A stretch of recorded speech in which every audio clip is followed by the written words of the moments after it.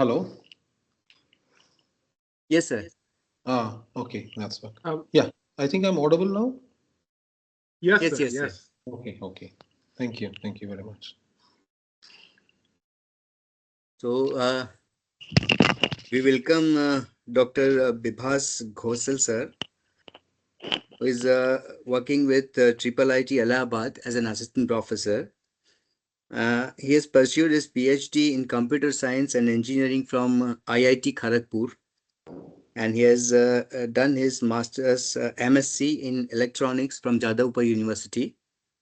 Sir has done his master's in engineering in computer science from West Bengal University. The area of research includes computer architecture, embedded systems, Internet of Things, and artificial intelligence. And recently has been working on resource constrained AI, embedded system security against row hammer attacks, object detection, task driven object detection, and optimized embedded systems. Currently, sir is in charge of systems laboratory and handling systems research at Triple IT Allahabad. Sir has been guiding PhD students. Five of his PhD students have been placed in various NITs and reputed universities. Sir has published several reputed IEEE transactions and also worked on a project from MHRD, Power Aware Compiler for Embedded Processes in 2016. We welcome, sir. You may start the presentation, sir. Thank you. Thank you. Thank you very much. Thank you very much for Thank you, this sir. wonderful introduction. And before I start, I really thank you for inviting me to this Yes. FDP program. It's one of my favorite areas. I've been working on Internet of Things, and we have a lab which is typically dedicated for work on Internet of Things. So I'll be sharing some of my work as well during the course of this talk. And I see a lot of participants here. Yes, So sir. I would invite any one of you to, if you feel like asking me questions, you can always do that. So let's make it a more interactive and a more fruitful session. Okay. So I'll just share my screen now. Sir, we are keeping the chat open so that they can ask the question there also. And Sure, in the sure, end also, we can have a slot for question and answer. sure. We can tweak that Right. way.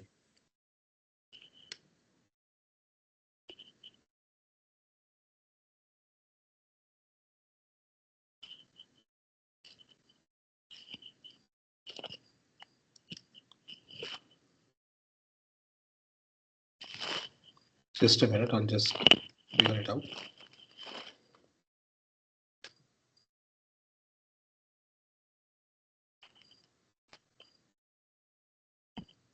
Visible, sir. Visible.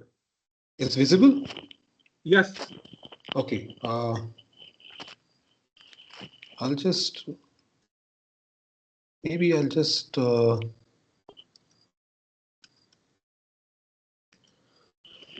actually I am not able to see the screen here.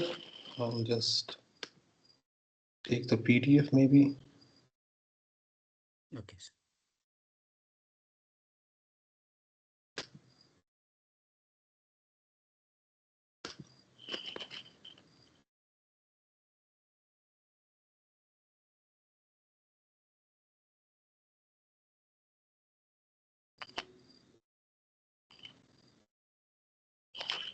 Hmm,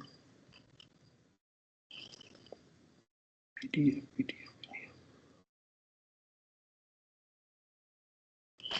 Just a minute. Just give me some time. Yes, sir. No issue.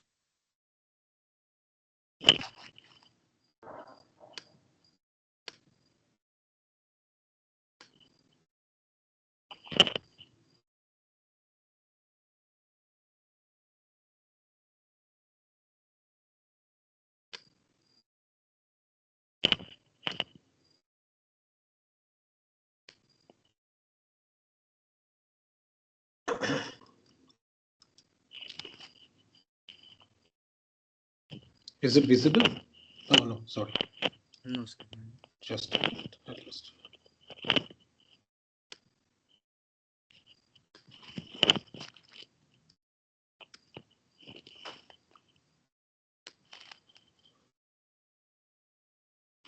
Yeah, I think it's It's okay. visible, sir. Yeah, It's Yes, visible. it is. right.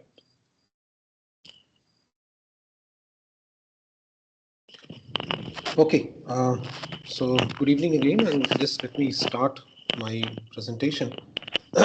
As the topic says that it is artificial intelligence in IoT, and so what exactly is this topic? You can consider it to be analogous to we as humans, where we have our sensory organs that collect data, and but the data that we collect through our sensory organs such as ear, nose, tongue, eyes, skin, etc., they helps to interact with the physical world, but all that data that we collect needs to be analyzed, and based on that we decide what to do. For example, if you touch a hot cup, okay, so your skin has touched that cup and you decide that okay, this is hot and we don't need to touch it again. So that is what is done by your brain. Okay, so similar thing if we try to do in the world of objects, where we collect data from something and we try to take some decisions which is going to help us. Okay, so that is what is the idea behind providing some intelligence to the data collected through the IoT devices. So you can say these two terminologies basically represent two different technologies which come together to solve a lot of physical world problems. Okay, well, this is the typical example of a use case that you see in artificial intelligence applied to IoT. So as you can see in this is a very common example that we come across.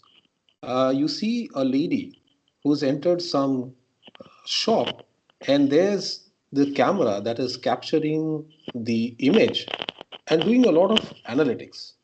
Okay, so where is IoT here?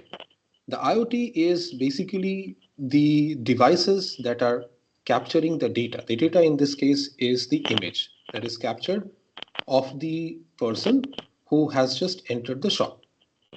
And the data that is being captured is somehow transferred to some computer somewhere, where this particular data is being analyzed and a lot of deductions are made. For example, as you see, it is deduced that this person happens to be a female, is very curious about the object that she has picked up. Well, that is what is the intelligence. Okay, so a lot of things are happening here. Some of the algorithms that are running are such as your object detection, face detection, and based on this, there are some decisions are being taken. As you see on the left hand side, a lot of analysis happens regarding what kind of fruit, how many people are purchasing that. So what we basically see here is that artificial intelligence helps us to do some kind of an information extraction out of the raw data that is collected through IoT. And that is where artificial intelligence, to some extent, appends the information which is collected through the IoT. Okay. Well, Sir, so this, sorry yes, for interruption. sure. You are on first PPT right now. Uh, I am here. I'm in the second PPT. It's not visible, is it? No, that is, I think that is not moving from one to two, one to two. Oh, okay. I am in PPT number 2. Where is this picture visible? AIoT use Yes, case. the title PPT is visible right now. Okay. So I have moved to the next one. Ah, Sir, are you presenting the PDF Yes. uh, by It's not. that Control L, right? Yeah. It's not visible, is it? No, it's like it's not changing. It is Oh, still okay. showing the title slide only. Okay. Let's see this. Now Yeah. okay. Now Yes. it is the second Yes. one. This is okay. This is okay, right? Yes. Yeah, right. You are yes. Yes. Okay. Thank you, sir. Thank you, Yeah, thank you. yeah. Just a minute. Okay. So is this visible now? Yes, sir. Yes, sir. Okay. So as I was telling about that, we consider this artificial intelligence in IoT as to be analogous to we humans, where the data collected through our sensory organs, they are transferred to the brain, and the brain decides what to do with the data, not only at that particular moment, but it also keeps in mind that what has to be done if similar kind of situation arises in future. So the idea of applying artificial intelligence to IoT is that the data that we collect through these IoT devices, using them, can we analyze and decide or extract some meaningful information out of that? So that is what you can think as uh, appending artificial intelligence with the data collected through IoT. Okay. Is it visible? Yes, sir. Yes. Yes. It is visible. Okay, Yes, okay. sir. Yes, sir. So this is the Yes. use case I was talking about. So consider a person who just enters a shop, and there are some CCTV cameras, as you can see, which is taking some pictures, and it is able to identify that this person is a female. She is curious about the object she is holding. Now, how do you think this all things are happening? Now, a lot of things are running in the background. First, let's talk about the IoT thing here. So, what is the IoT thing here? It's the camera, which is in this case the equivalent to your eyes, nose of your or sensory organs. They are the sensing devices that are collecting the picture, which is in this case the data, right? But this raw data makes no sense until some analysis is done. So that data is transferred to some other computer which is residing somewhere else. And in that computer, which you can call a server or cloud, whatever, there are some algorithms which are running. Primarily, the algorithm that is running is kind of an object detection, which is able to identify what are the objects that are there in this particular picture. And it also happens to perform some kind of a face detection that, okay, if this is a human, this is the face. And once the face has been identified, the next thing that is done is some kind of an emotion which is being detected. So all this analysis which is done is basically through some artificial intelligence algorithms. And on the left hand side, as you see, based on that, you're able to decide that how many people have chosen this fruit, what is this amount, or how many people have bought it, what is the popularity.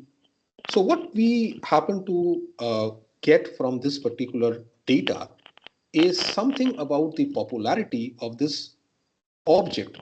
Okay, so this will give you an intuition about should we keep this object further, or if it is very popular, then can we increase the price. So it's kind of an economy that's also driven through this analytics that you do, right? So artificial intelligence is some kind of next step to whatever data you collect through IoT. Well, so this is basically the outline of my talk. I've already started off with the motivation of why do we need to bring these two technologies together. So we'll talk first of all on Internet of Things, some basic concepts which I guess all of you have already seen. We'll just quickly go through that. Then I'll talk about some basic idea about the IoT ecosystem, and we'll talk about the IoT architecture in general. Then we'll see why do we need to analyze IoT data, and when I say IoT data needs to be analyzed, what is the infrastructure that is required for doing that? Because the data that is generated through IoT is huge. Okay, we normally call it big data. So the normal infrastructure that you use for storing and for analyzing a normal data, it doesn't apply to big data. And then we'll talk about different computing models. We'll go a bit deeper into the different kind of deep learning models which are used for performing different kinds of analysis in IoT data. We'll look at some use cases, And then we'll move on to the challenges that we face while you try to apply some technologies such as cloud computing onto IoT. The cloud computing is basically some mechanism by which you try to store and analyze the data collected through IoT. But there are some challenges in that, and that has automatically led to the concept of fog and edge computing. And then we'll try to talk about how AI can be applied in edge computing. We'll look at some use cases, and finally, I'll end up with giving you some ideas about on some research directions in this particular field. Okay, so let's move on with the idea of Internet of Things. I hope it is visible. Yes, Yes, sir, it sir. is. Yes, sir. Thank you. It is visible. Okay. So IoT, as you can see, Wikipedia says that it's nothing but a network of physical objects. Okay. So, but why do we do it? Why do we need to connect these objects? We want to connect these objects because we want to interact with our physical world, collect some information about the physical world, and do some kind of an analytics to either monitor the physical world or to actuate something. That is to decide based on the data that we have collected. So what we see is we have three dimensions which come together. One is your objects, which are the things. We have people who use those things to collect data, and then we have some cloud services where you store this data and you analyze that. Okay, so things, people, and cloud services together, if they get connected through internet, this is what gives rise to Internet of Things. Why do we say internet? Because internet is a mechanism through which you can transfer data from the place where it is collected to the place where your analysis is done. Okay. So this is some of the application areas which we are aware of. Today, we see that Internet of Things is everywhere, from smart homes to medical devices to agriculture to the industry and so on. So to smart cities. So we have lots of these applications. So as you can see, some of the applications can also range to, for example, as you see in this figure below, where we have a collar being attached to one of the animals, so that helps us to track different animals. It's a very useful technique to keep track of animals which roam around in different sanctuaries, protect them. Then we can have different maritime purposes. So there are many applications which we find today in for Internet of Things. Well, the whole story started long ago in 1970s, as you can see, the history, where it started off with internet toaster in 1990, and then with the different coffee machines which were controlled through internet. And today we are here where we are talking about utilizing artificial intelligence to help the data collected through IoT. Well, so what is basically IoT?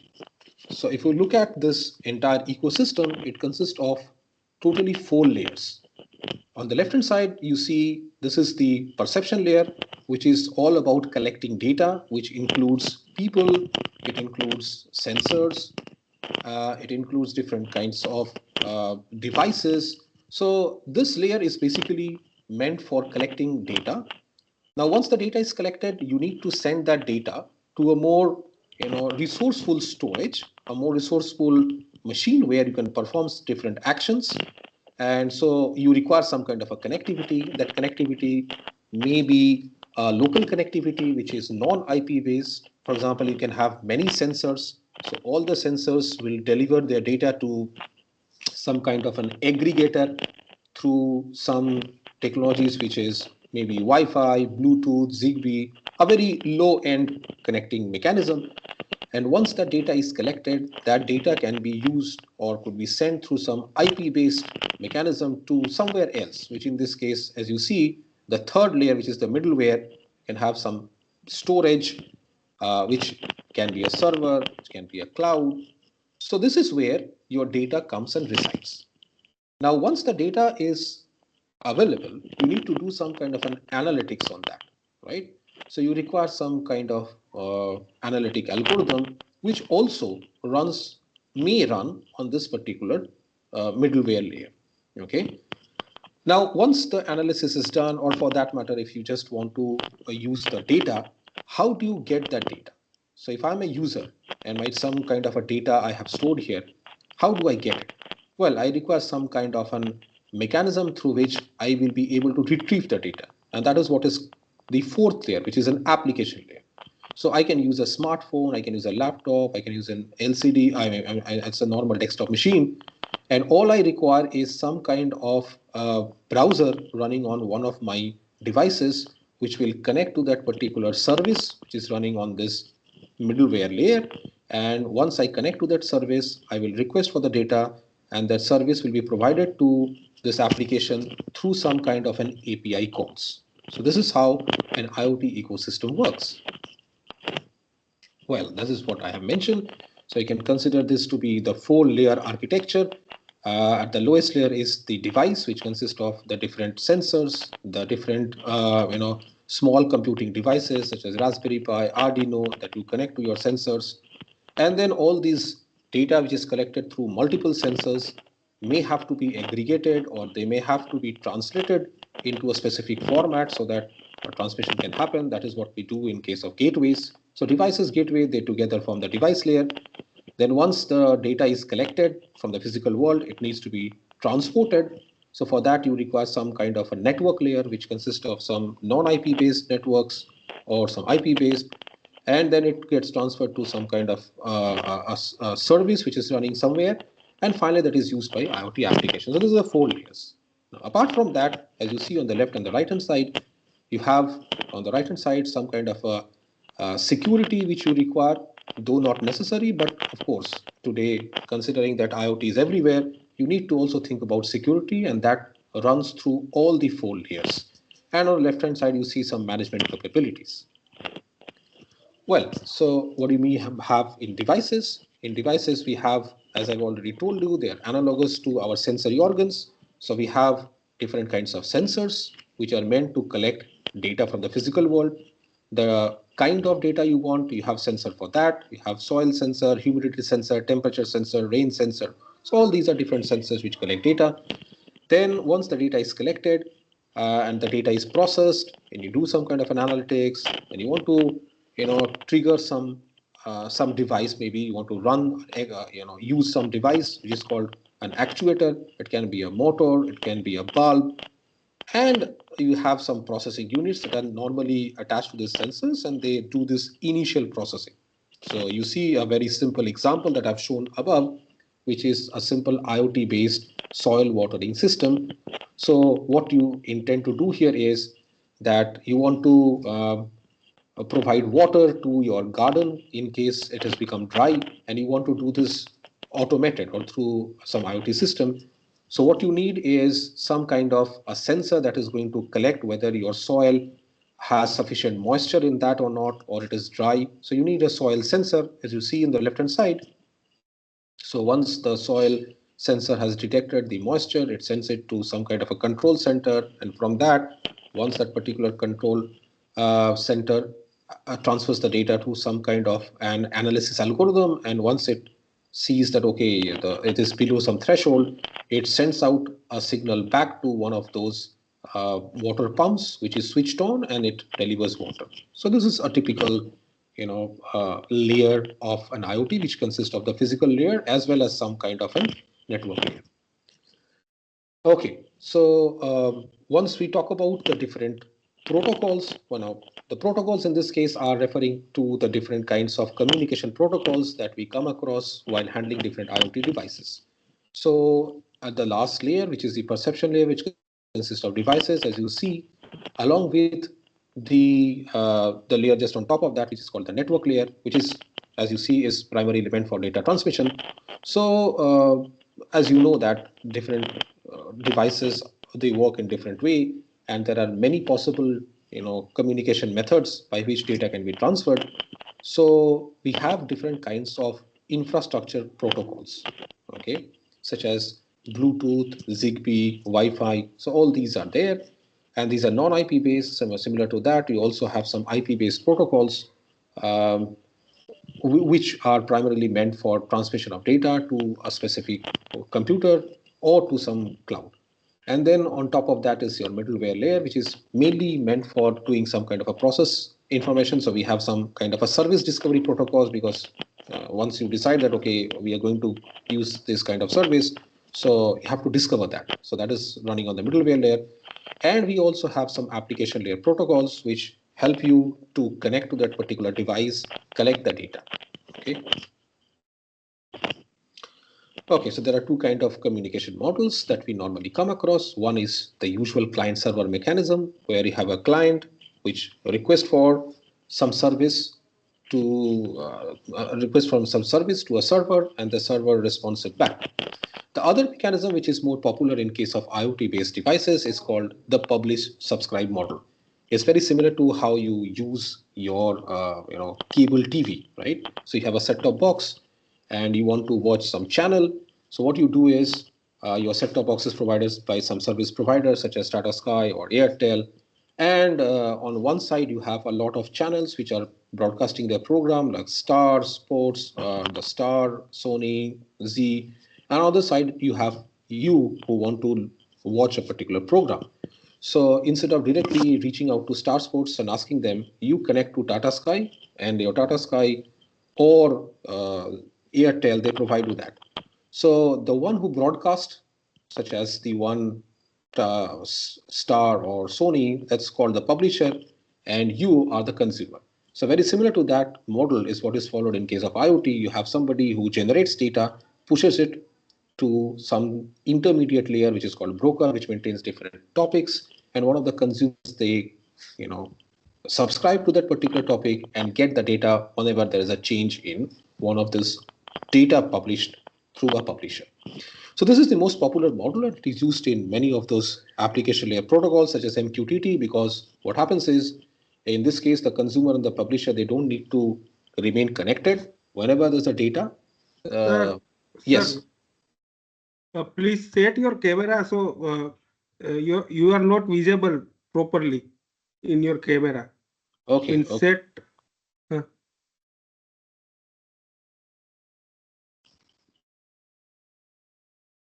Oh, yes, yes. That's Okay. great. Yes. Okay. Okay. Thank you. Thank you, sir. Yeah. Yeah. Yeah. Okay. Okay. Well, so as I told you, this is the model which is being commonly followed in case of the publish subscribe technique. Well, so we discussed about the data collection, we discussed about data transmission. Now we come down to the layer where the data is stored and the data is analyzed. So what we have here is the common way to handle this problem is through something called cloud computing. So what is cloud computing is nothing but a form of distributed computing. So as you can see, a traditional computing technique says that you have your algorithm, which is the core logic, you have interface through which the data is being transferred, and your storage, which is the database or files, whatever. So all these three things normally reside in a same computer in case of traditional computing. But the moment you split this up and you keep it in three different places, we call it the distributed computing.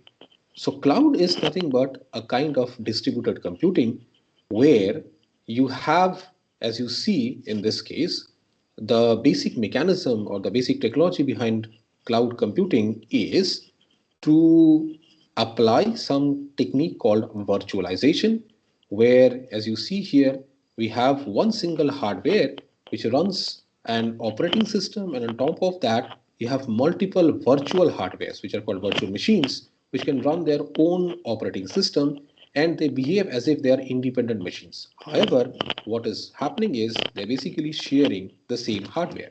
So it's not only the hardware that is being shared, they can also share the different network, the storage, application, and cloud computing basically works on this particular principle.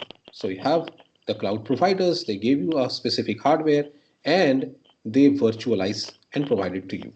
So how does cloud computing help for IoT? Well, because IoT data, which is being generated through different sensors, are generated every minute, every second, and they are huge. So they're normally called big data. The reason why they're called big data is because they normally cross the volume which is used by uh, the normal algorithms, the normal problems that we encounter every day. So the three V's which guide the big data are the volume, the velocity, and the veracity. That means the amount of data generated is huge. The amount of data generated, the velocity at which, that is the speed at which they are generated, is very large. They are generated every second, every minute, and they are of different types. So this has to be treated separately, and obviously we need a huge storage, a different storage mechanism altogether. So cloud computing, to that extent, is very helpful when you talk about handling IoT data. And as you can see, the benefits are many. We have data mobility, so you get the data anywhere, anytime. Time to market, you don't have to worry about that, okay, I have to upgrade the data. Your data remains secured, because this is kind of debatable, but okay, we'll assume that the data is securely maintained in the cloud. And then obviously cost effectiveness, because you don't have to invest on maintaining servers, etc., to keep this particular data. So cloud computing is definitely a technology that has allowed this IoT boom. Well, as you're all aware of that, but just a quick recap. There are different service models while handling cloud. One is you have infrastructure as a service, where we provide the infrastructure and anybody can purchase that, anybody can use it. So we have the CPUs, we have memory, we have the storage. Then we can have a platform as a service, where in addition to we provide you the service provider provides you the platform for development of your algorithms, the different softwares you want to develop. They provide you the platform for doing that, and that is the libraries, etc. So just use them and you can develop your own software. And the third is software as a service, where you don't care about how it is being developed. You just want to use it. For example, your Google spreadsheet, all this. So Google Spreadsheets is a typical example of a software as a service, while Gmail, for that matter, is software as a service. Okay. So once we have discussed about the cloud computing, and we know that cloud computing helps us, so what is cloud used for? To run data analytics, which we have already started off with. So we said that the IoT data needs to be analyzed, because the intention is to extract some information out of that data. So a lot of analytics has to be done, and for that you require some specific infrastructure. So as you can see, the infrastructure has to be a bit different from the normal the computing infrastructure we are aware of, and we require a big storage. We require a specific platform. Hadoop is one such common platform. We require some distributed file system, and we also have seen that there are different programming paradigms which have developed, such as MapReduce, that try to help you by parallelizing your task and run some algorithms in a parallel way, so that you can complete your tasks easier. Okay, so the infrastructure, as we see, is a major requirement and it has to be thought of. The other thing that we need to look at is the different algorithms, right? So what kind of algorithms do we normally come across when we want to do some analytics on IoT data? So as you can see on the left hand side, we have these are the primary algorithms that we normally come across. You either want to classify some data. As you can see on the first square on the left hand side, we have some figures, some geometrical figures, which is squares and diamond. And the classification says that, okay, you want to separate them out, and you want to classify them as whether they belong to a yellow colored square or a red colored square or a green colored diamond. Then the second problem is called clustering, where you want to group, okay, that these people are of same nature. The third problem is prediction. Given some particular data, you want to predict what is going to happen next. Or the fourth one, which is some kind of a association that you want to build, that okay, this particular square which is of yellow should go with this green diamond. So these are the four common problems that we normally come across when we want to perform some analytics on IoT data. Now, how do we do it? Well, uh, this is the whole story. The story begins from here. That is, if you want to solve this problem, you need to use something called artificial intelligence. And what are they? Well, these are problems that are data driven. They are normally not handled through. So let me talk about this, and I'll come to the other slides after this. So what we normally do in case of traditional computing is we have a machine, and this machine is given some task, and the machine is supposed to execute those tasks one by one and come up with a solution. But what if we give this particular machine some task which is normally done by humans, and we humans are better at doing this particular task, such as we want to identify in a picture which is the cat and which is the dog. So this particular task of identifying something, which is in this case in the figure that you see, the object detection, that is not so simple for a traditional computer, but it is very easy for a human brain. So can we have something of similar type? And that is exactly the idea of artificial intelligence, right? So we are going to use artificial intelligence to extract some information from the data which is generated through some IoT device or some IoT system. Why do we want to do it? Well, what we want to do is extract some insights from the data in real time. How will it help? It will help in decision making. For example, if you are able to find out, let's say you are the owner of some company such as Uber or Ola. So what you want to find out is how many people are, or when there is a surge in the traffic, right? So the data that you collect through that and the data that you will collect will help you in taking some business decisions of maybe improving or increasing the price during this traffic surge. So this kind of decision making, or as we saw in the use case of AIoT, where looking at that particular object of how many people have entered the shop and how many people have had a look at that particular object, you would want to keep some more carrots of that particular object, assuming that more people may be interested in that.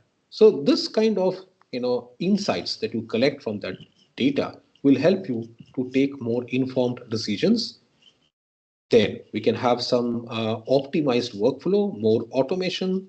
So if you are able to find out, okay, suppose you have a smart street light and you want to find out, you see that these are the areas where these lights are turning off regularly, then you may deploy more people there and take away some people from the place where the lights are relatively stable. So this will allow you to have more optimized workflow. You can have more automation, save a lot of cost by predictive maintenance, because maybe some you have set up a factory and you want to keep track of the health of your machines. So regularly, instead of deploying some people, you may have some sensors which can be deployed at different places, which will constantly keep track of the health of those machines and will send you the data in real time. And you may run an analytics program maybe once in a week or once in a month to find out what is the health status. And accordingly, you may decide whether a particular machine should be replaced or not. So this is where will help you in predictive maintenance and saving a cost. And then, of course, we have scalability where even if the data grows, you are able to still run your entire system. So these are the different benefits of applying AI in IoT. So what is AI, by the way? We are all aware of that, that it's a mechanism or some kind of a science and engineering of creating intelligent machines. And the intention is that these machines will be able to do all those tasks which normally a human is supposed to do, right? So what are the tasks which humans are supposed to do? Face detection, for example. We are very good at recognizing faces. We are very good at recognizing speech. So these kind of tasks are normally not meant for the traditional computers because they are data driven. Okay, so that is something that we want to achieve, and that is the reason why artificial intelligence was coined in 1950. But as you see, that it took almost 30 to 40 decades before it took off, and the reasons are many. So today we have different devices that generate data, and these different kinds of models which require sufficient amount of data which on which this analytics algorithm will run. Only then you can extract some information. So there was, though this particular topic was, it came way back, but it was not so popular. One of the reasons was the unavailability of data, the unavailability of different hardwares to process that data. So today we have that, and that is the reason why you see that we have IoT and AI together. They're marching ahead. Well, you can just put these three into AI being the superset, which includes machine learning, which is nothing but the ability of machines to learn without actually programming. It learns through the data that it has seen. And a class of machine learning algorithms is something called deep learning, which is based on mimicking how our brain works, which is called the deep neural network. I think I'm audible and visible. Yes, sir. Yes, sir. Okay, yeah, thank you. Thank you very Very much. well. Yeah. Okay, Okay. okay. Well, so what is machine learning all about? So machine learning, as we have already seen, is about how a machine gets trained to do certain tasks. So let's say, for example, you have on the left hand side a collection of fruits, and you have some kind of mechanism, I mean some kind of model which is provided this input data. And what this model tries to see is, oh, that it sees that I have a collection of apples, I have a collection of mangoes maybe, and I have a collection of pears. So it categorically, it clusters the three different kinds of fruits. Okay. And again, we can have a model where the model is taught that, okay, see, this is a particular data, which is a collection of apples. Apples are of this type. It is red in color. It will have this kind of an shape. So if you see something of this type, you treated this as an apple. Okay. So you have a known response, which is these are apples. You have a known data.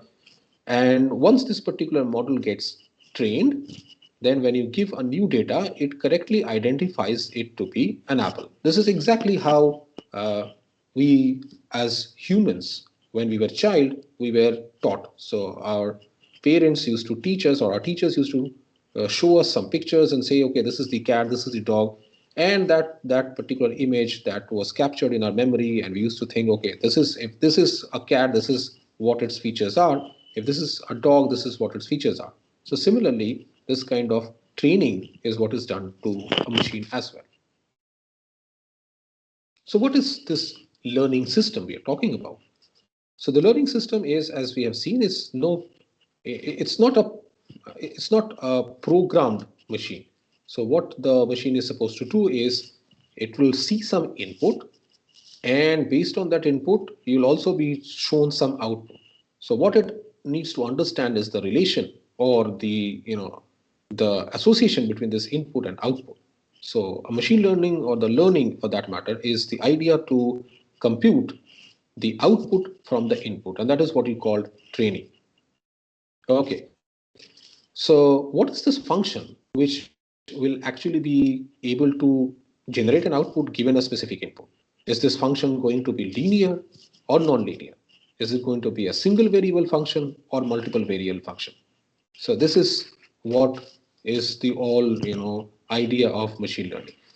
So one thing that comes to our mind is, okay, we can guess the input, and then we can have the output pattern, or we can have the curve fitting, but both of them are not a good idea. So what should be done? Well, we need some parameters which are going to dictate this function. And what will they do? They will control the behavior of the function. Okay, so it should be able to approximate any continuous function, or can they? And this particular function that we are talking about, that can be both linear, it can be non-linear. So these parameters will be able to decide what this function is. So let's look at some of these linear models. So suppose you have a function which is called y, and which is equal to some w to the power t times x plus p. So what this expression tells you is, given a certain value of x, can I compute the value of y? So what this particular training function would is, given some particular values of x, you would and some values of y, you would try to find out those values of w and p which will satisfy this particular equation. And that is what you call linear regression. On the other side, you see, we have a mechanism by which we want to divide these data points, which say we have this green dots and this red squares. We want to just divide these into two categories. And this is what we call a support vector machine. It clearly separates these two set of points, and this hyperplane is characterized by the points that lies close to that. And these are called support vectors. Okay. In addition to this linear models, we also have some nonlinear models. And these nonlinear models, as you can see here, are some functions, which is we can have a function called sigmoid function, we can have a function as tan inverse, or you can have the most common function, which is called a ReLU function. So these functions that relate this input to output, they not necessarily have to be linear, they also can be nonlinear models. So this is a typical, graph that shows the variations of the three nonlinear functions that we have just discussed, and they happen to be used in some of the deep neural network models, which we're going to come across very soon. Okay, so when we talk about machine learning algorithms that help us to do some kind of analytics on the IoT data, what kind of algorithms do we normally come across? We can divide these algorithms into these four categories. They are either supervised, unsupervised, semi-supervised, or reinforcement learning. Let's take up one by one to understand what happens. So let's say we have a supervised machine learning algorithm for IoT, which is supposed to identify between whether you have some traffic that is passing through your network. Maybe the network is your campus network, some traffic that is passing through, and they happen to be malware, or they are the normal application traffic. So as you see here, we have some IoT devices which are collecting your data, which in this case is a network traffic. They are converting that. Some, let's say you filter out from the entire traffic some TCP traffic, and on the box that you see are the different TCP packets. So what we need to collect from that is some attributes, which we called in this case features. So what are the features? You have some IP addresses, some protocols, some file type, frame length. So you collect some features, and then you select them, you extract them, and you store them in some database. Now, once this sufficient amount of features have been collected, then you can make use of any one of those functions that we have already discussed, and you train them. Now, the interesting thing that happens here is that when you train, you also train that particular model with some correct responses. As we have seen in case of that Apple problem, where when we were teaching that particular model that, okay, this is what you call an apple, and this is a correct response, that these features correspond to this thing called apple. So similarly, when we are going to teach this particular model about this traffic, we also will be saying that, okay, this is when you see a normal traffic, these are the features that you should see. When you see any deviation in them, you will be calling that as a malware. So this is what this training will happen. You can use any one of those algorithms. I've written two algorithms which are called k nearest neighbor and random forest. And based on this classification, you're able to detect whether it is a malware or a normal app. Okay, so in the supervised part, we had training data which was marked by correct responses. But the other part, the other style of training is when you have unsupervised machine learning algorithms, where you obtain a set of data in the form of individual observations, and there the idea is to group them. So there is no correct response which you teach, but rather the looking at that particular data, your machine learning algorithm will be able to identify, okay, this particular set of data belongs to this group, this particular setup belongs to the other group. So this is also a very, very common machine learning algorithm that we require for an IoT data, which is called k-means clustering. So the idea behind this is that you find out one specific centroid of a particular uh, group, and then accordingly you decide on that particular group. Okay, so there are several other machine learning algorithms that we use, but the majority of that we use for IoT data are k-means, then we have k-nearest neighbor, linear regression, SVM, and so on. Now let's look at uh, a very interesting operation, which in this case is an XOR. You're all aware of that. And as you see, XOR is a nonlinear operation. Okay. Why? Because no linear combination of inputs can produce the output of an XOR. So as you see, is if we have A minus B is the correct output when A equal to B, else we have A minus B mod is the correct output. Now, how do you represent this? You can very simply represent this as a summation of a ReLU of x plus a ReLU of minus x. And this summation that you see here can be shown in the form of this diagram, which is the diagram C that you see here. We have A, which a linear layer, which is nothing but a difference of A minus B and B minus A.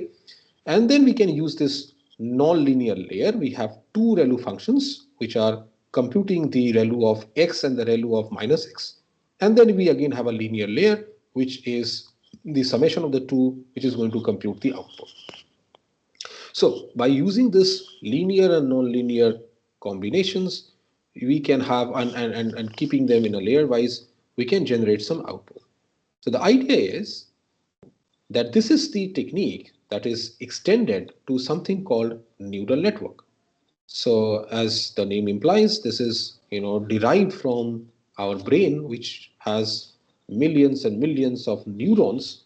So what the idea is that we have a specific signal which is being transferred from one neuron to the other through something called the axon, and what goes is the impulses. So borrowing this particular model, we see in the diagram below that we have something called cell body. What the cell body computes is the summation of all those input lines that you see here. These input lines, the ones which are written as synapse, these are the points at which an axon from a neuron comes. Forget about that. Just consider this particular line that connects to the cell body. What is it? It's nothing but a product which is W0 X0. X0 stands for the input, W0 stands for the weight of that particular edge. So similarly, you have W1 X1, W2 X2.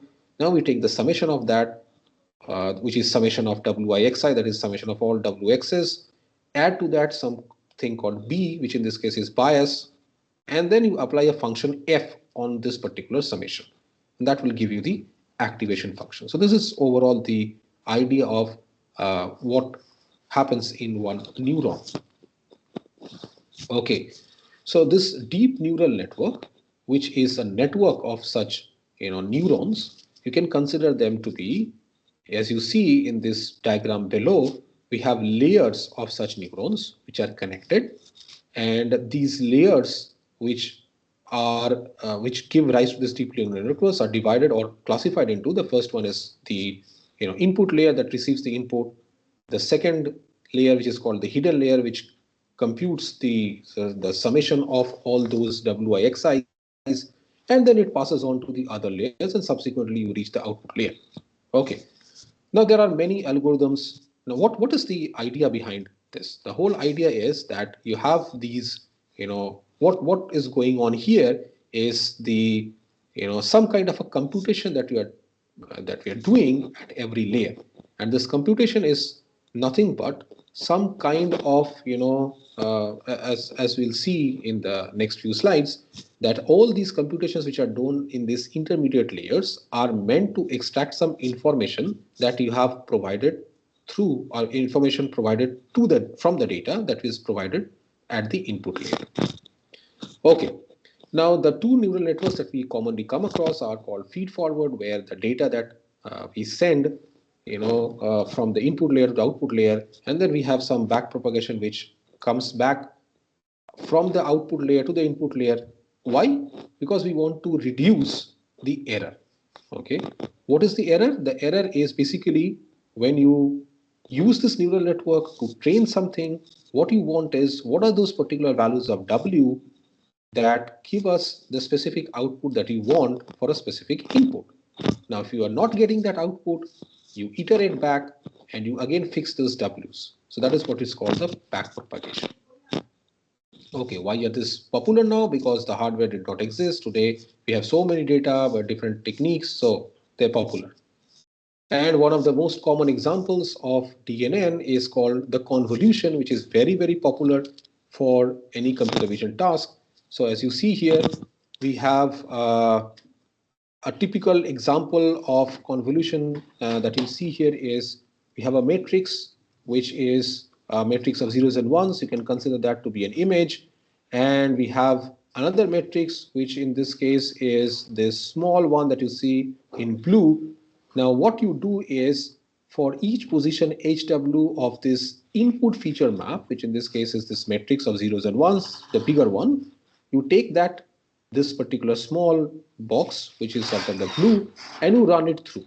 Okay, so just look at this, computation that is happening on this, pink box along with this blue box, and then what you get here is this green item called 4. And this you run this particular blue box, you run through all similar kind of windows of this bigger matrix. So this is overall the convolution. Now, where does it where is it used? Well, it is typically used in case of let's for this is what I was talking about. You can run this this filter on both ways. As you see here, you can run it horizontally or you can run it vertically. And where it used, by the way. So this particular thing is used in something called the convolution neural network, where each of those layers are nothing but this convolution operations being done. And where how does it help? Well, given this particular image that you see here, you want to extract some information from that. Okay, so how do you do it? Well, it starts with some very basic, information such as the curves, the lines that is being collected. Now, once that information is collected, that is passed on to some higher layers, which uses that to identify the regions in this image. And once that particular regions are being identified, then it passes on to some more higher layers, which then identifies it to be the entire object. And as you can see here, what you finally get is some probability of what can this image be. It can be an image of a bird, or it can be image of a sunset, it can be image of a dog, if of a cat. So this entire thing of identifying what this particular image is done through a several convolution operations performed at several layers. Okay, so we have the different pooling layers, we have the ReLU layers. So all these layers have their specific objective. Okay, but why is this, why is this hype of IoT and AI? Because if you look at the technology behind all this, it was already there some 50 to 60 years ago. So why is the hype now? One of the basic reasons is because there's an improvement in VLSI technology. We have miniaturization of different devices. We have different technologies such as MEMS. And as you see, we have mechanical parts which now are fabricated within a chip. So we have accelerometers, we have gyroscope, and we have sensors that are of the size of a button, even less than that. So this is one of the reasons why how you have data collected. You can collect data of almost every physical physical environment. Then we have this adoption of intellectual properties. You don't have to write everything from scratch. You already have IP cores which are available. You simply take them and you can build your system.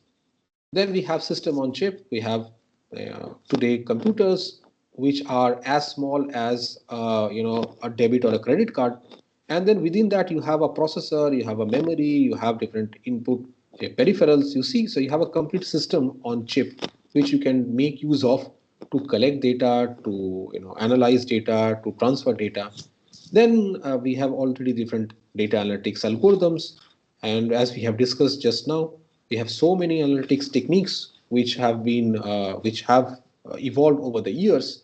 And of course, we have the infrastructure that supports that in the form of cloud. So the hype is worth it. And we also already have different IoT based platforms.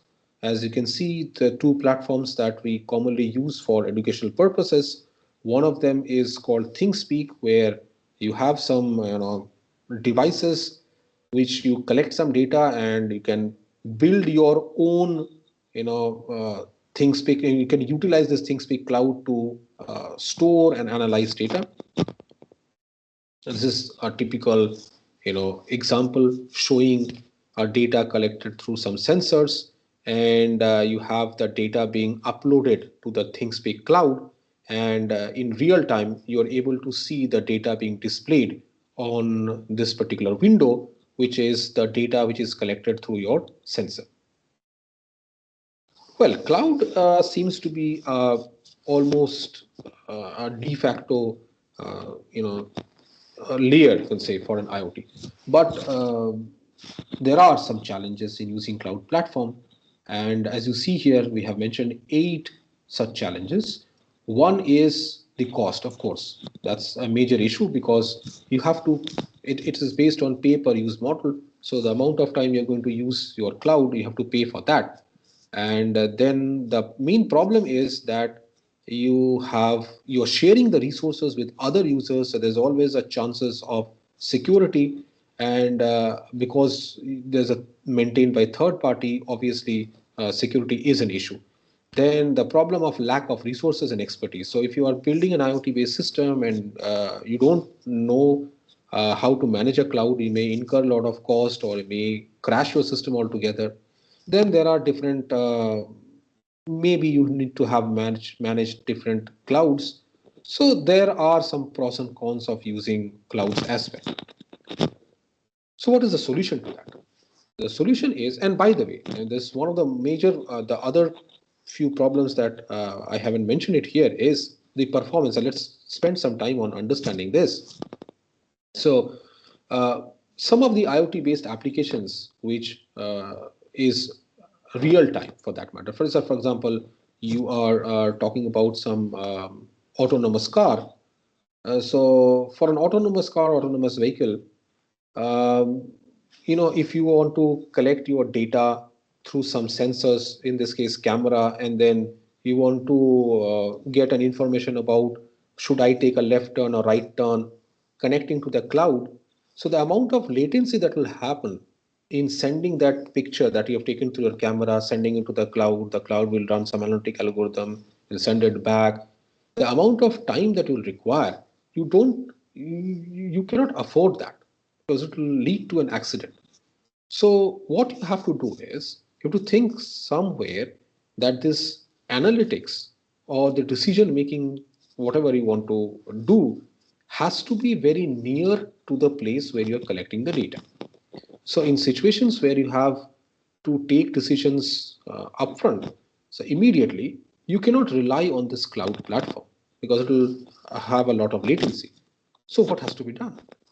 Well, we move on to a technology called fog computing, which is building a layer in between the data collection center as well as the data analytics center. So what you do is all those devices which are part of your network layer, for example, your routers, your switches, whose primary job is to just route the data.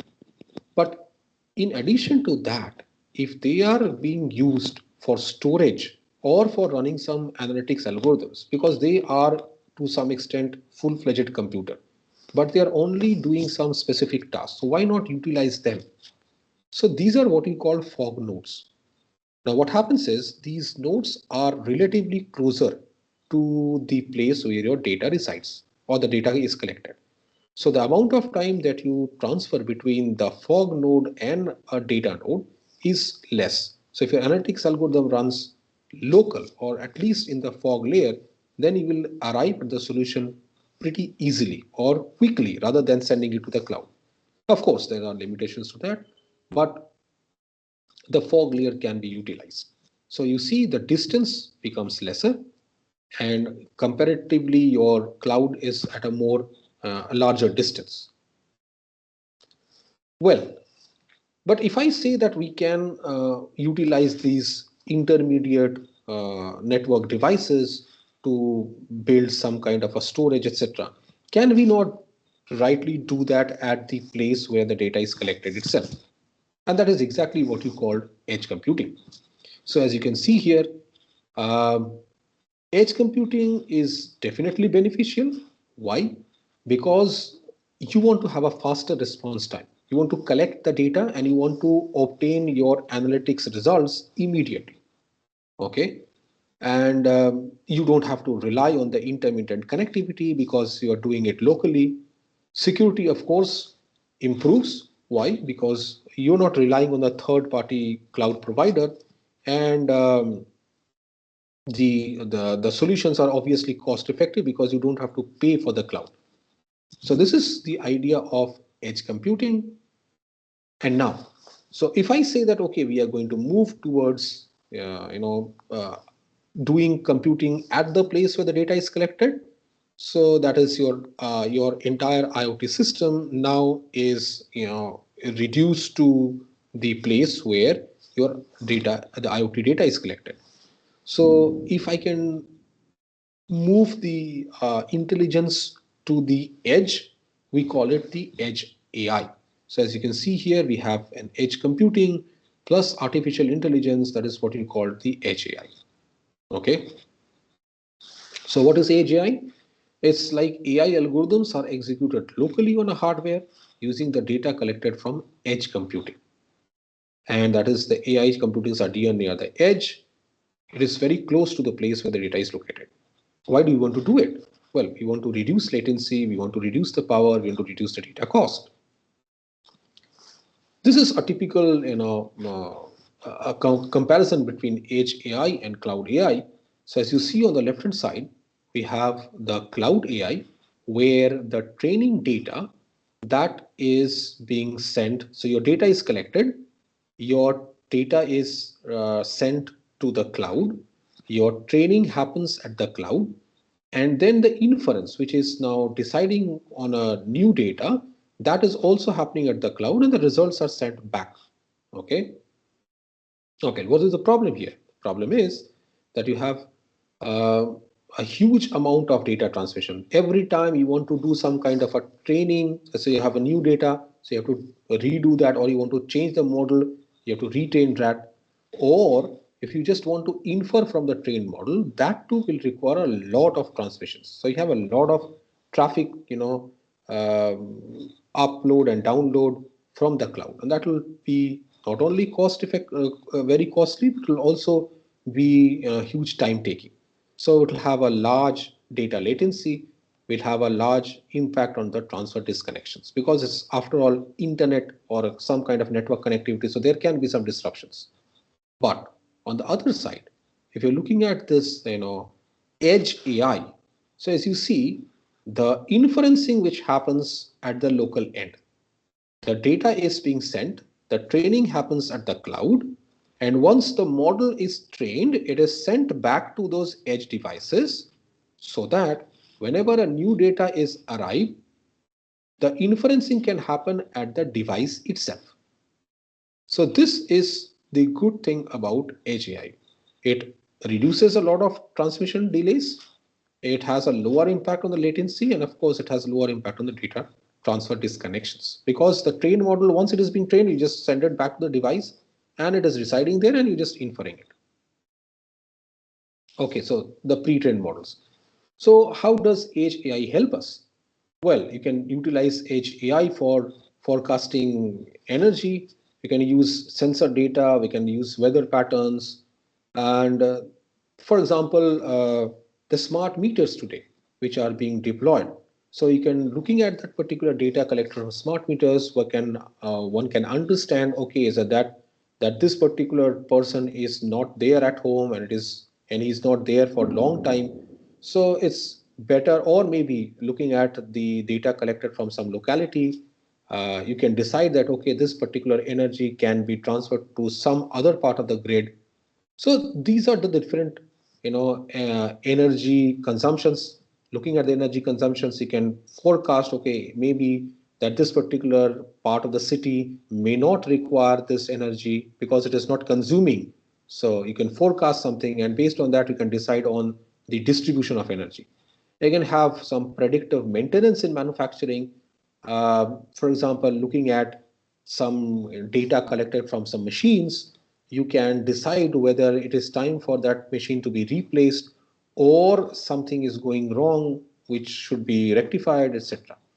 Then AI powered instruments in healthcare. This is one of the major areas which we have seen a boom in use of AI. We have edge devices that can use ultra low latency streaming of surgical videos, because you see that the video, or for that matter, the data collected, some high resolution images, they take a lot of space, and they are very, relatively bigger data. So if you want to send that amount of data through the cloud and get it back, it takes a lot of time. So can we just reduce the resolution a bit and then send that? Or maybe you can use some edge devices which are taking a very relatively lower resolution videos or data and then sending it. So something of this type may be thought of, which can be helpful. Then we can have smart virtual assistants in retail, where you can have voice ordering. Shoppers can easily search for items. They can ask for product information, place online orders, etc. So we have many. So I'll just show you some of the two or three applications which you're all aware of. One of that is your phone unlocking through your face recognition. So that's something that we also use for in our mobile phones. So what is happening is, the moment you take your picture, this picture that you have taken, so the face is recognized through some face recognition algorithm, and based on that, it already extracts some features, some of your facial features. Okay, so where is your eyes? As you can see in this diagram, some of the features of your face are extracted, and then it matches to already some existing, features stored in some database. And if there's a match, then it is able to recognize, and it just identifies that okay, we have identified that particular person, and it unlocks the phone. So in this case, there's an face recognition algorithm that is running, but it is running locally, which is already the face recognition algorithm, which is based on some kind of a deep learning neural network, has been trained. So the pre-trained model is already residing on your phone. All you are doing is you're taking an input data, which is your current image, and you are inferring that. And the inferencing has happened through comparing with, or providing that particular new data to your model, and that is extracting features, comparing with the already existing database, and if there's a match, it's generating the output, and your phone is unlocked. Okay. The second one is you have Google Maps that are pushing alarms about bad traffic. So how does this happen? Well, it's again the same thing. We have GPS satellites that are taking pictures, and once this particular picture is captured, it's again sent to your Google servers. So the Google server looks at that particular, area, and from that it is able to identify all the particular lanes, the by lanes, the traffic conditions about that, and then it is able to identify, okay, this can be the possible, jam or whatever, and it notifies you. So this is happening. You can have that using the cloud, or you can have that very, very local. Right. Then, as you can see here, this is an edge AI in use in case of healthcare, where you see we have, uh, suppose I want to find out from this image. So on the right hand side, you see we have an image which is of some particular organ which is captured, and this is a slide image. So you can split this image into a number of patches, and then the features of each of those patches can be extracted. This is the ML model that you can see, and based on those patches and comparing that with the existing features already stored in some database, your model can infer that okay, this is a possible problem in this particular organ. So this is a typical example of how AI, or for that matter, edge AI, can be utilized for healthcare. Then we can have a sensor that can predict an explosion in a chemical plant, and the plant needs to be shut down immediately. So let's say you have a sensor that constantly captures the temperature of a chemical plant, or maybe the gases, etc. And based on that, some analytics algorithm is run there itself. And if it finds that okay, these uh, these data seem to mean some kind of an abnormal condition, it may raise an alarm. Well, so autonomous vehicles, we have vehicles which are uh, vehicles to put this emergency brakes in case of the AI algorithms that can predict any kind of a collision. So we have these today, as you know that this is one of the sectors that has seen a huge transformation. It has almost moved from a mechanical sector to almost an electronic sector. So we have these vehicles being equipped with number of sensors. So every sensor is playing its role. Now let's say we have a sensor which is able to detect the distance between the vehicle which is in front, and if it sees that there is a distance which is it has crossed some limit, then it automatically applies the brake. Okay, so this is one of the possible use cases. The other one we have already seen, a security camera. It can recognize intruders. I've already shown you in the use case earlier. We've seen that. So it's able to recognize the face and compare the face with already the faces available in its database. And if it finds that it is some unknown person, it can react immediately. So you can think of any number of you know innovative applications, and different sectors are utilizing that. So the summary is that the moment you see that you require to take some decision at the place where data is collected, and you don't have the liberty to send the data to the cloud and get the analytic results back, you have to do it there. It's better to go with the edge AI based solutions. Well, but it's not that everything is very fine. There are a lot of challenges of AI in IoT. One of them is data privacy and security. As you can see that ensuring the data protection is very critical, because there can be, because you're utilizing a model right at the place where you're collecting the data. So if somehow somebody is able to breach into that particular device, your data, your model, everything is compromised. So it's very difficult to keep it safe. So data privacy and security is definitely a concern. Then we have scalability is a major concern. Why? Because you can have many different IoT system. One of the basic problems of IoT system is that we don't have a standard uh, operating. We don't have a standardization. So different IoT devices are of different types, of different hardware, different operating system, different network protocols.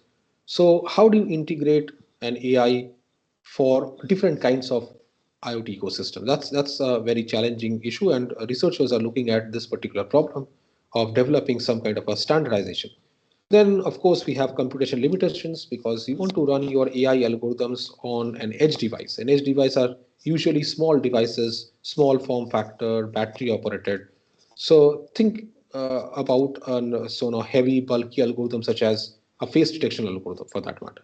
That's a very bulky algorithm. So if you want to run that algorithm on a small computer such as Raspberry Pi, it's very difficult. So you have to think about some reduced version of that, and the moment you do it, you compromise on the accuracy of that particular algorithm. So that's a trade-off.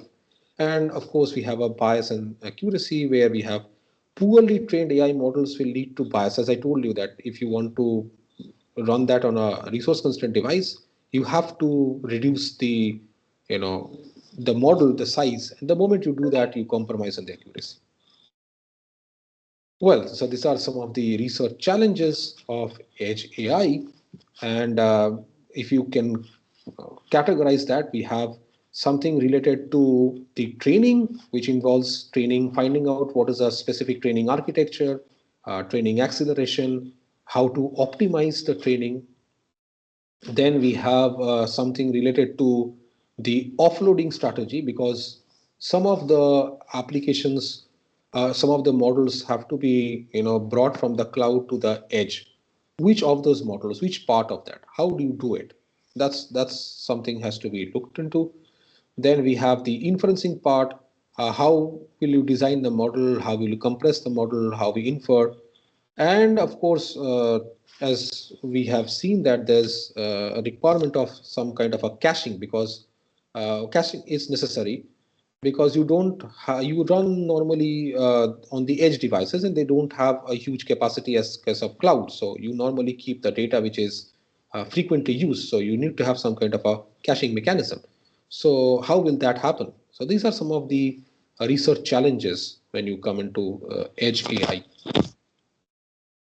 So I'll just quickly go through some of the questions that we normally look at when we handle these kind of problems.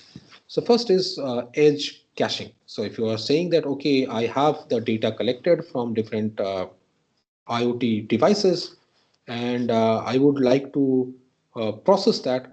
But before that, I want to do that on an edge device. So I would like to keep some kind of a caching mechanism where the frequently used data will be cached.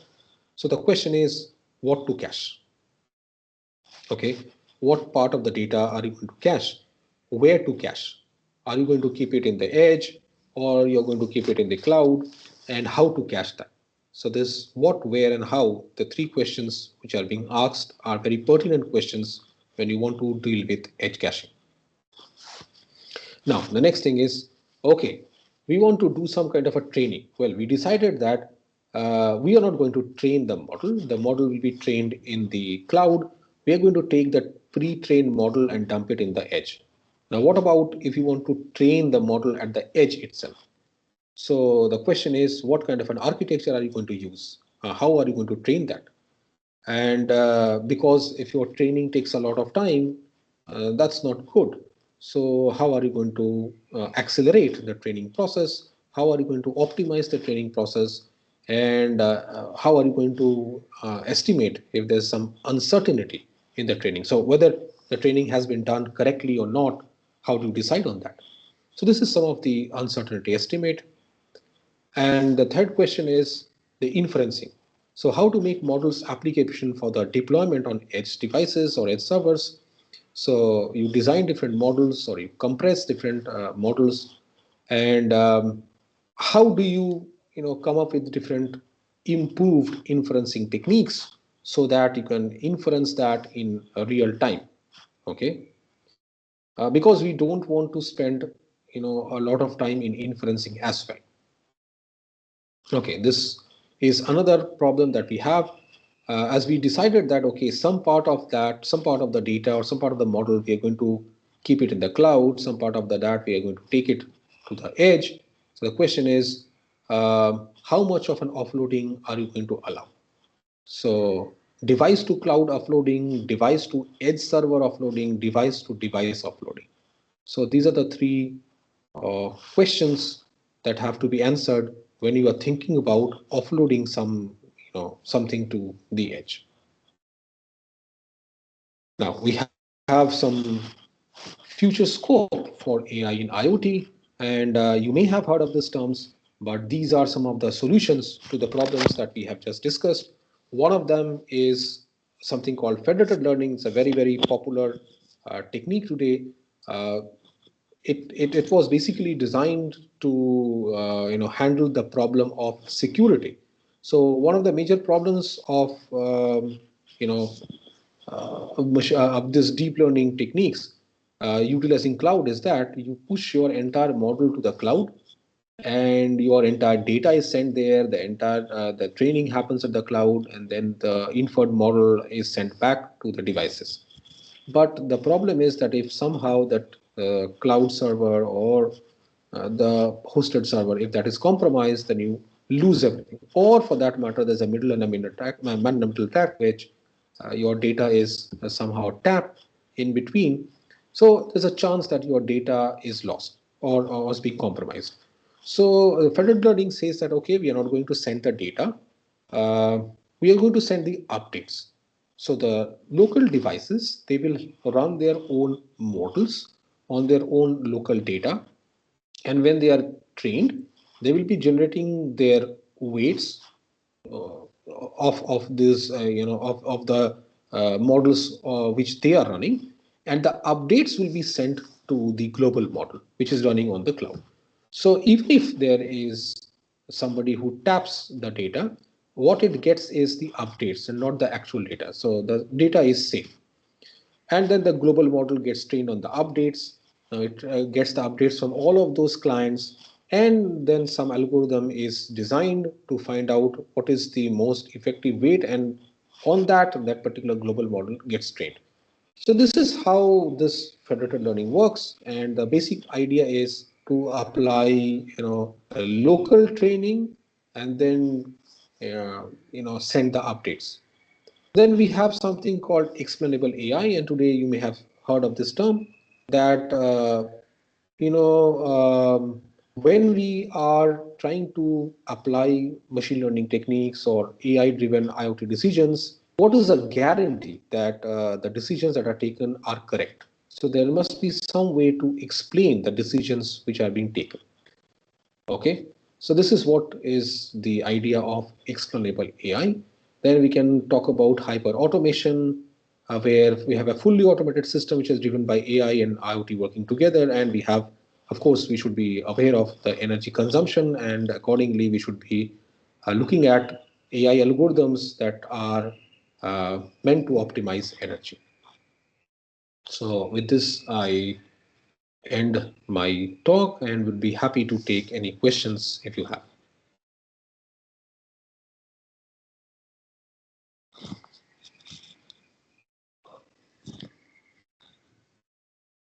Participants have any question? They can write in chat box or raise their hand to ask question. So Mitesh will unmute him or her.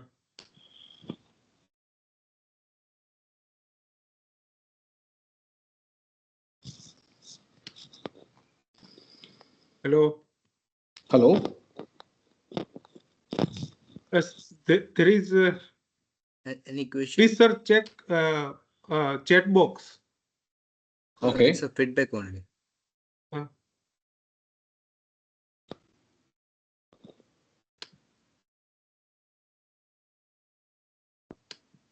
Okay, sir. I would like to ask one question. So, Yes. if it Yeah. is Yeah. possible. Sir, how do we compare IoT based system and SCADA? There are lots of similarity. I think both are similarly communicated to the sensors and the supervisor like that. So, what is the exact difference or similarity between these two? Can you just repeat the question again? IoT. SCADA system and IoT based system. What is the comparison? Both are similar that way, right? Uh, I don't understand. I mean, SCADA system used for what? For SCADA data system transfer? generally is used for communicating with the sensors on the field via internet only. IoT, for that matter, is a as I told you, it's basically an ecosystem which is not necessarily any specific device. It's a mechanism by which the data has to be collected, the data has to be transferred, and the data has to be analyzed, and that involves a lot of layers. It involves layers for collecting data. It involves layers for communication. So I don't know. Maybe SCADA Yeah. can be part of the IoT or whatever. Yeah, it It's can be a just, special case of IoT, something like that. yeah, maybe, but Right. it's just a mechanism of how are able to monitor a physical environment, or you are able to control that physical environment. Yeah, that's it. Right. Right. Thank you. Thank you, sir. Any Each question? participant, Hmm. Please, sir. Different type. Yeah, Mr. Chirag R. Patel is asking different hypervisors and their benefits. Oh, of course, yes. So normally we have two different kinds of hypervisors that we use. One is hosted on your virtual machine, and the other one is basically there are different ways of handling this problem. One is you have your instruction set of the machine, which is lying below your hypervisor. You translate that, and then you apply it to the instructions of the guest operating system. One can be that, or the other thing is you don't do it instruction by instruction. Rather, uh, you just consider it to be like a bare metal, and you know it's what should I say?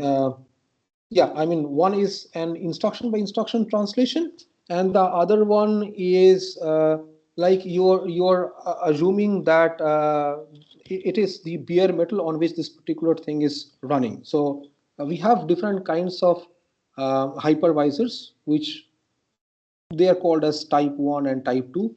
The advantages is uh, if you do not have a lot of hardware available, then maybe you can go with uh, it depends on what kind of an application you are targeting. So suppose you have um, instructions which can handle some instruction by instruction translation, then you can go with one kind of hypervisor or the other kind. So it depends on what kind of applications you're targeting. Yeah. Yeah, Uh, Mr. Butte. Deepak sir, I have a question. Mhm. Please unmute him. Yes, yes, you are allowed, Okay. Deepak sir. Hello, sir. I have a question. Mhm. Uh, in coming days, whether IoT will bypass PLC, SCADA, and all other sensing devices? Uh, See, sensing devices are meant to collect data. IoT is a ecosystem where your data can be collected in whatever ways and whatever devices you feel like. But what do we do with the data? So that data, until you extract some information, it doesn't make any sense. So IoT is not only about collecting data; it is also about making some information out of that. So I don't think these are independent. They should work together, and maybe these sensing devices that you're talking about can become part of IoT as well. I mean to say that PLC, SCADA, which is there now, sir, whether IoT will replace them in coming days? What do you mean by IoT replacing them? You're talking Uh, about some other in devices which can replace that? like in level 0, level 1, and all now, in Mhm. that parameter, I'm just asking a simple rough idea like. No, that can be, I mean, you can use that along with the existing devices. Why should that replace anything? Because a sensing device is meant to collect the data. So the job is to collect the data and provide it to some other device which is going to analyze the data. So whether it is done through any device, how does it matter? Okay, sir. Thank you.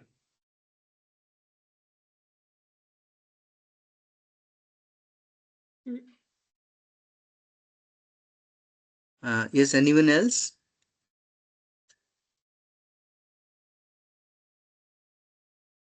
I think there is someone on. Thank you, sir. Okay. Yes. I think no more questions, sir. So we can. Dr. Sir, Ravish? Yeah. one group photo, sir. Okay. Okay. I request to all participants, please turn on your camera so we can take a group photo with our expert speaker. There's something with, am I visible? I mean, Yes, I yes. have, Yes, You are yes, visible, sir. yeah, yes. yeah, okay, okay, okay, okay. You're visible. Sorry for it. Please turn on your camera and smile with smile, Yes, sir, please.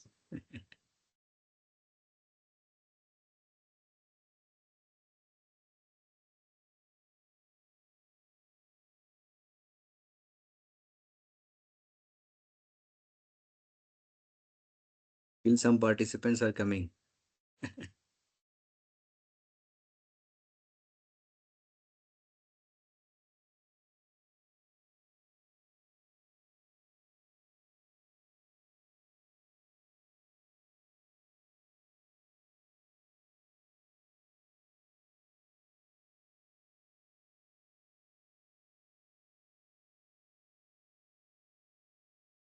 Taken, sir?